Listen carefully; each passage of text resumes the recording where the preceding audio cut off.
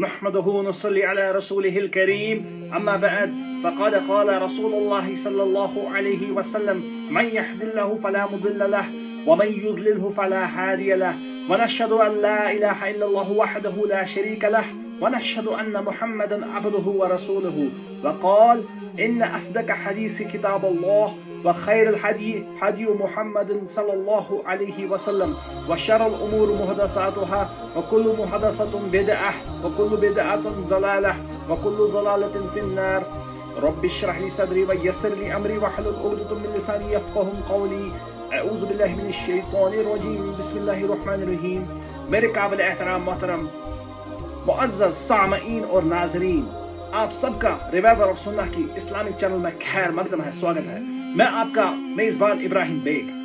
سب سے پہلے میرے سب سے یہ گزارش رہے گی کہ نیچے دیے گئے سبسکرائب کے بٹن کو کلک کر کے اگر آپ یوٹیوب پہ دیکھ رہے ہیں، یا فالو کے بٹن کو کلک کر کے اگر آپ انسٹاگرام پہ دیکھ رہے ہیں، یہ کلک کر کے ہماری چینل کو لائک اور فالو کریں اور سبسکرائب کریں، اس کو آگے شیئر کریں، کیونکہ دین کی بات سننا اور سنانا نبیوں کا عمل ہے، انبیاء علیہ الصلوۃ والسلام کا عمل ہے، سب سے اعلیٰ کردار اور اعلیٰ معیار کے ایکسلنٹ لوگوں کا عمل ہے.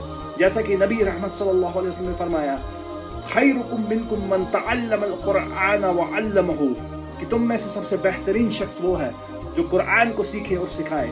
اور ہماری چینل ریوائیور آف سنہ قرآن کو سیکھنے اور سکھانے میں ایک بہترین ذریعہ ہے، کیونکہ ہم اس میں قرآن کے لیسنز کی بھی تشریح کرتے ہیں اور قرآن کے عنوانوں پہ جو مبنی بیانات ہیں ان کی بھی ہم تشریح کرتے ہیں، ان کی بھی ہم وضاحت کرتے ہیں. تو چلیے میرے دوستوں، میرے عزیزوں، میرے بزرگوں، آج کا موضوع شروع کرتے ہیں. مٹیریلزم یا مادیت پرستی. قرآن حکیم میں سورہ جاسیہ میں اللہ رب العزت کا ارشاد ہے وَقَالُوا مَا هِيَ إِلَّا حَيَاتُنَا الدُّنْيَا نَمُوتُ وَنَحْيَا وَمَا يُهْلِكُنَا إِلَّا الدَّهْرُ. ایک جماعت ہے لوگوں کی، اس کا ترجمہ یہ ہے کہ ایک جماعت ہے لوگوں کی جو صرف یہ کہتے ہیں کہ یہ دنیا جو ہے وَقَالُوا مَا هِيَ إِلَّا حَيَاتُنَا الدُّنْيَا، یہی دنیا ہے جو ہمیں نظر آتی ہے، اس کے بغیر اور کچھ نہیں ہے. جو میٹیریل ہمارے آنکھوں کے سامنے ہے، جو میٹر ہے، جو مادہ ہے، جو ہمارے چیزیں سامنے ہیں، پیڑ پودے، نباتات، پھول پھل، گاڑیاں، بنگلے، سونا، جائیداد، زیور، یہی سب ہے، اس کے بغیر اور کچھ نہیں ہے. وَمَا يُهْلِكَنَا إِلَّا الدَّهْرُ، ہمیں صرف زمانہ ہلاک کرتا ہے، ہمیں کوئی ہلاک کرنے والی چیز نہیں ہے. یعنی کہ وہ لوگ دنیا کے عیش و عشرت میں، دنیا کی زیب و زینت میں اتنا زیادہ مگن ہو چکے ہوتے ہیں کہ ان کو اپنا مقصد حیات بھول چکا ہوتا ہے. ان کو یہ بھی نہیں یاد ہوتا ہے کہ ہمیں ایک دن اس دنیا سے پرواز کرنا ہے، اس دنیا سے ہمیں نکل کے اپنے حقیقی الہی کے پاس جانا ہے، جس نے ہمیں پیدا کیا، ایک امتحان کے لیے اس دنیا میں پیدا کیا، اپنی پرہیزگاری کے لیے پیدا کیا، اپنے تقوی کے لیے پیدا کیا. صرف اس لیے نہ پیدا کیا کیا تاکہ ہم زیادہ سے زیادہ بنگلے بنا سکے، ہم زیادہ سے زیادہ جائیداد اکٹھا کر سکے، ہم نئی نئی گاڑیاں لا سکے، ہم گاڑیوں کی اور زیورات کی کلیکشن کر سکے، اس لیے نہیں پیدا کیا. یہ سب اطرافی ہے میرے دوستوں. تو میں کہہ رہا تھا قرآن مجید میں جو یہ آیت ہے یہ ایسے لوگوں پہ مبنی ہے، ایسے لوگوں کی طرف اشارہ کر رہی ہے جو صرف دنیا کو اپنا مقصد حیات مانتے ہیں اور دنیا میں زیادہ سے زیادہ پیسہ اکٹھا کرنے کو، جائیداد اکٹھا کرنے کو اپنی مقصد حیات مانتے ہیں. وہ یہ سمجھتے ہیں کہ صرف ان کو وقت ختم کرتا ہے، ورنہ جب تک وہ زندہ ہے وہ اپنے مستی میں، اپنے عیش و عشرت میں مگن ہوتے ہیں، ٹس سے مس نہیں ہوتے. جیسا کہ قرآن مجید میں ایک اور جگہ ارشاد ہے افرأیت من اتخذ الہہ ہواہ واضلہ اللہ علی علم، کیا تم نے اس شخص کو نہیں دیکھا کہ جو اپنی ہی خواہش نفس کو اپنا معبود بنا چکا ہے، الہ بنا چکا ہے. یعنی کہ اس کی خواہش نفس جس چیز کا اس کو حکم دیتی ہے، اس کی خواہش نفس جو ہے، اس کی جو دل کی خواہشاتیں ہیں، اس کی جو نفس کی خواہشاتیں ہیں، وہ زیادہ تر امیر بننے پہ یا زیادہ سے زیادہ پیسہ اکٹھا کرنے پہ، زیادہ سے زیادہ مال و دولت اکٹھا کرنے پہ مبنی ہے. اس نے اسی چیز کو اپنا الہ بنا رکھا ہے، وہ سب سے زیادہ پرائیورٹی اسی چیز کو دیتا ہے. دن کو گدھوں کی طرح کماتے رہتا ہے اور شام کو صبح کے ٹائم جو فجر کا ٹائم ہوتا ہے اس کو گدھے کی طرح سوئے رہتا ہے. اس کو بالکل اس چیز کی فکر نہیں ہوتی کہ میں یہ سب کما رہا ہوں تو کس لیے کما رہا ہوں، اور اس کو اس چیز کا بالکل اندازہ بھی نہیں ہوتا کہ یہ چیزیں جو مجھے بیچ رہا ہے، یہ رزق جو مجھے میسر کر رہا ہے، وہ وہی رزاق ہے، وہی اللہ ہے. میرے میرے چاہنے سے بھی کچھ نہیں ہوگا اگر میرا وہ رزق اس اللہ نے بند کر دیا, اس اللہ نے میرا رزق تنگ کر دیا. میں کتنا بھی ہاتھ پیر کیوں نہ ماروں, وہ رزق مجھ تک میسر نہیں ہوگا جب میرا اللہ اس چیز کا اذن نہیں رکھتا, یا میرا اللہ اس چیز کی چاہت نہیں رکھتا, اس چیز کا جو ہے وہ تقدیر, اس چیز کا مقدر نہیں رکھتا. سب کچھ اللہ کے ہاتھ میں ہے. اور اسی شخص کے بارے میں کہا جاتا ہے میرے دوستو, وَأَضَلَّهُ اللَّهُ عَلَىٰ عِلْمٍ, یہ بندہ جو ہے وہ گمراہ ہو جاتا ہے اپنی علم کے بنیاد پہ. یعنی کہ یہ ایسا بندہ ہوتا ہے جو کہ دنیائی طور پہ تو پڑھا لکھا ہوتا ہے, جس نے دنیائی نالج بہت زیادہ حاصل کی ہوتی ہے, لیکن جو صرف میٹیریل نالج ہوتی ہے, وہ اسپرچل نالج نہیں ہوتی ہے, وہ روحانی نالج نہیں ہوتی ہے. وہ بندہ میٹر سے زیادہ ڈیپ سوچ نہیں پاتا, وہ بندہ میٹر سے زیادہ اندر دیکھ نہیں پاتا, اس کی نظر اتنی ہی محدود ہوتی ہے. وہ نیرو مائنڈڈ بندہ ہوتا ہے, اس کی نظر آخرت پہ ہوتی ہی نہیں ہے, اس کی اتنی براڈ نظر ہوتی ہی نہیں ہے کہ وہ آخرت کی طرف جھانکے اور یہ دیکھے کہ آخرت کتنی بہتر ہے دنیا سے. وہ بس دنیا کمانے کے لیے اپنی آخرت کو بھی ویران کرتا ہے اور خود کو اتنا زیادہ ملوث کرتا ہے دنیا میں کہ وہ گمراہ ہو جاتا ہے اپنی علم کے بنیاد پہ ہی, کیونکہ اس میں جو علم ہوتا ہے وہ صرف دنیا حاصل کرنے کا ہوتا ہے, آخرت کی اس کو بالکل کوئی کان و کان خبر نہیں ہوتی. قرآن مجید میں ارشاد ہے, وَيْلٌ لِكُلِّ هُمَزَةٍ لُمَزَةٍ لِلَّذِي جَمَعَ مَالًا وَعَدَّدَهُ, ویل ہے یا خرابی ہے ایسے انسان کے لیے, وَيْلٌ لِكُلِّ هُمَزَةٍ لُمَزَةٍ, جو صرف غیبتیں کرتے رہتا اور چگلیاں کھاتے رہتا ہو. لِلَّذِي جَمَعَ مَالًا وَعَدَّدَهُ, یہ ایسا ہی انسان ہوتا ہے جو مال جمع کر کے رکھتا ہے اور اس کو کاؤنٹ کرتے رہتا ہے, گنتے رہتا ہے کہ آج میری بینک بیلنس 5 لاکھ ہے, کل 10 لاکھ ہونی چاہیے, پرسوں 20 لاکھ ہونی چاہیے. میری بینک بیلنس ہی بڑھتے جانی چاہیے. اس کے بغیر اس کو اور کوئی موٹیو نہیں ہوتا ہے دنیا میں, بس اپنی بینک بیلنس کو 4 چاند لگانے کا ہمیشہ سوچتے رہے.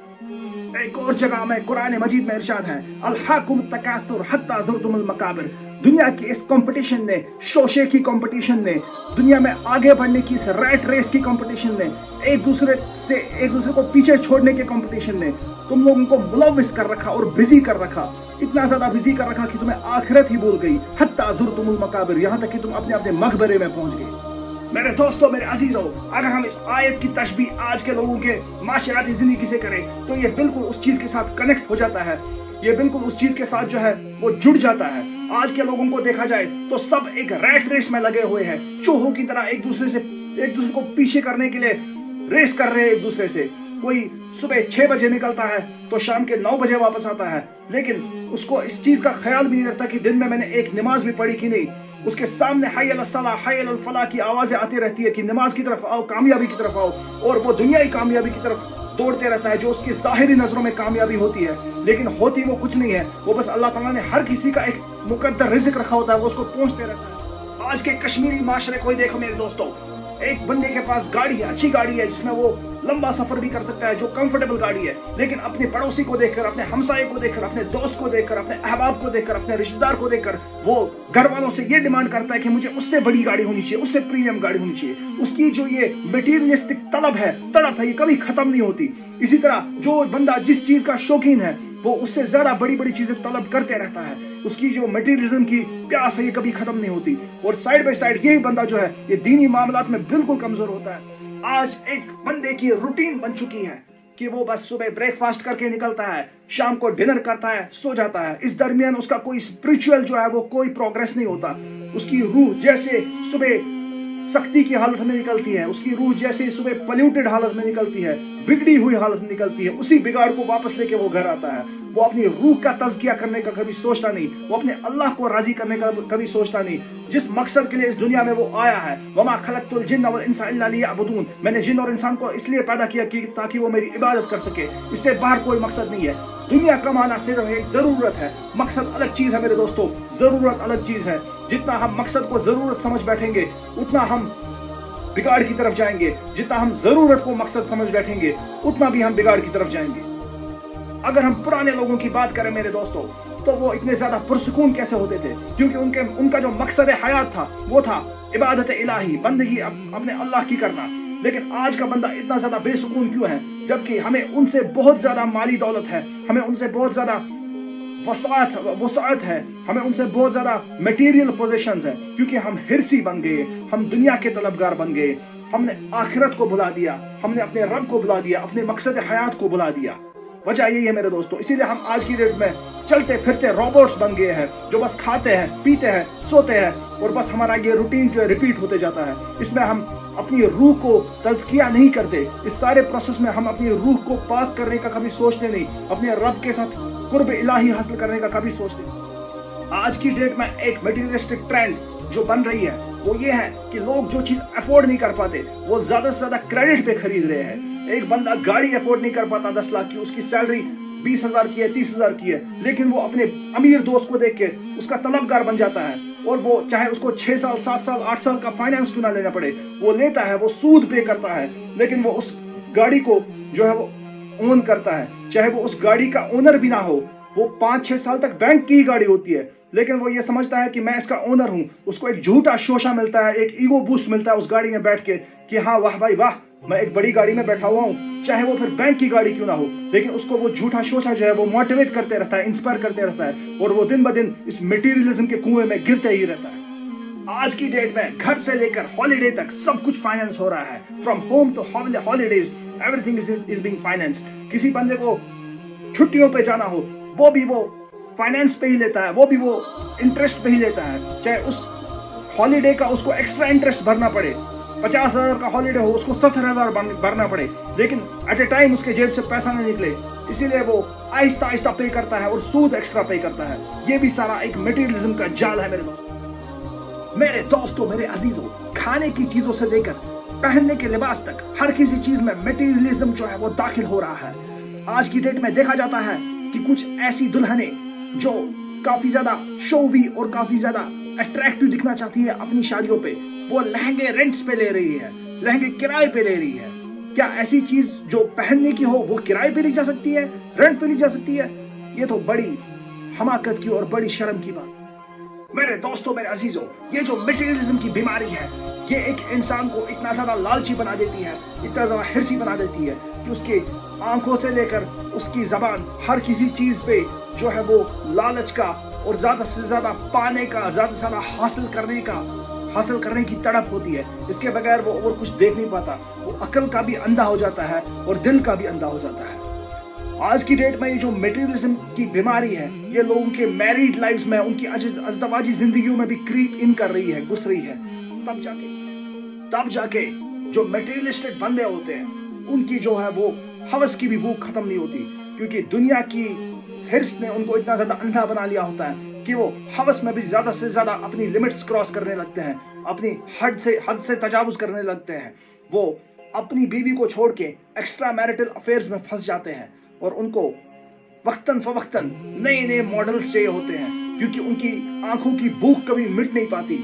وہ اس چیز میں, لسٹ میں اور ہوس میں اپنے آپ کو زیادہ سے زیادہ انوالو کر دیتے ہیں. میرے دوستوں, میرے عزیزوں, اللہ رب العزت اپنی انفینٹ حکمت میں اور اپنی لا حد بے حد حکمت میں کبھی کبھار اپنے نیک بندوں کو دنیائی اعتبار میں کم عطا کرتا ہے. اس سے وہ لوگ اس کا شکر ادا کرتے رہتے ہیں, کیونکہ ایسا دیکھا گیا ہے کہ بہت سارے لوگ جن کو اللہ تعالیٰ زیادہ عطا کرتا ہے وہ اس آزمائش میں, مال و دولت کی آزمائش میں پھنس جاتے ہیں اور وہ اس میں انوالو ہو جاتے ہیں, اور مال و دولت کی ایکسس کی وجہ سے, فراوانی کی وجہ سے وہ اللہ کا شکر کرنا بند کر دیتے ہیں. ہر کسی کی بات نہیں میں کر رہا, مگر بہت سارے ایسے بندے ہیں جو ایسا کر چکے ہیں. جب ان کے پاس مال و دولت نہیں تھی, جب ان کا ہارٹ ٹائٹ تھا, تب وہ اللہ سے بار بار گڑ گڑایا کرتے تھے, مانگا کرتے تھے, اور جب اللہ نے ان کو فراوانی کی, جب اللہ نے ان کے رزق کو وسیع کر دیا, تب وہ ناشکرانی کرنے لگے اور اللہ کے ساتھ جو ہے اللہ کے دین پر روح گردانی کرنے لگے, پشت پھیرنے لگے. میرے دوستوں, میرے عزیزوں, آخر میں یہ کہنا چاہوں گا کہ میٹیریلزم ایک ایسی بیماری ہے جس سے انسان اپنے دماغ کو نیرو کر بیٹھتا ہے, اپنے دماغ کو کنسٹرکٹ کر بیٹھتا ہے, اور اس کی نظر بہت کم ہو جاتی ہے, اس کی نظر زیادہ دور نہیں پڑ پاتی آخرت پہ. وہ صرف یہ سمجھتا ہے کہ جو ہے یہی دنیا ہے, یہیں پہ رہنا ہے, یہیں پہ مرنا ہے, اور اس کے دنیا میں ہم جتنا زیادہ میٹیریلسٹک چیزیں حاصل کریں گے, جتنا زیادہ ہمارے پاس مال و اسباب ہوگا, گاڑیاں ہوگی, جتنی زیادہ ہمارے پاس بنگلے ہوں گے, جتنے زیادہ ہمارے پاس جائیداد ہوگی, بس یہی کامیابی کا معیار ہے, یہی ایکسلنس کا معیار ہے. اس کے باہر ایک میٹیریلسٹک آدمی سوچ نہیں پاتا, اور انہی چیزوں کو کمانے کے لیے اپنی ساری قوت کھپا دیتا ہے, اپنی ساری انرجیز اڑا دیتا ہے. اس کے باہر وہ کچھ سوچتا نہیں, اور کسی چیز پہ وہ ایفورٹ دے نہیں پاتا. اور اسی لیے اللہ رب العزت نے آخرت کو دنیا کے ساتھ کمپیئر کرتے ہوئے قرآن مجید میں فرمایا, والضحى والليل إذا سجى ما ودعك ربك وما قلى وللآخرة خير لك من الأولى. یہ آخرت جو ہے یہ ہمیشہ ہمیشہ رہنے والی چیز ہے اور یہ بہت ہی زیادہ بہتر ہے دنیا سے. کاش کہ تم سمجھ پاتے. آخرت جو جنت ہے، جنت کا دنیا اگر پوری بھی جنت کے ایک کونے میں رکھی جائے تو وہ پھر بھی اس کے برابر نہیں ہوگی. اتنی زیادہ خوبصورت اور اتنی زیادہ عمدہ ہے. اس کے بارے میں رسول اللہ صلی اللہ علیہ وسلم نے فرمایا کہ جنت میں ایسی نعمتیں ہیں کہ نہ کسی آنکھ نے ان نعمتوں کو دیکھا ہے اور نہ کوئی دل اس کو امیجن کر سکتا ہے، تصور کر سکتا ہے. ایک انسان کا ہیومن برین جو ہے وہ اس کے کمپریہنشن کے باہر ہے، وہ اس کے لمٹس کے باہر ہے. ایک انسان تصور بھی نہیں کر سکتا کہ جنت کتنی عمدہ، کتنی ایکسلنٹ چیز ہے. اور ہم لگے ہوئے ہیں اس دنیا کی بھاگ دوڑ میں. اسی لیے رسول اللہ صلی اللہ علیہ وسلم فرمایا کرتے تھے کن فی الدنیا کأنک غریب. اس دنیا میں ایسے رہو جیسے کہ کوئی راہ چلتا مسافر، کوئی ٹریولر جو کہ کہیں پر رکا ہوا ہو اور وہ لائٹ ہو، بالکل ہلکا ہو، وہ اپنے آپ کو سفر کے سامان سے بھاری نہ کرے. یہی ہم سب کی جو ہے آئیڈیالوجی ہونی چاہیے میرے دوستو. تب جا کے ہم اس دنیا میں بھی کامیاب ہوں گے اور آخرت میں بھی کامیاب ہوں گے. آپ کا ہوسٹ، آپ کا میزبان ابراہیم بیگ، ریوائور آف سنہ کی اسلامی چینل سے. خوش رہے، آباد رہے اور نبی رحمت صلی اللہ علیہ وسلم کی سنتوں کو زندہ کرنے والے رہے. السلام علیکم ورحمۃ اللہ وبرکاتہ.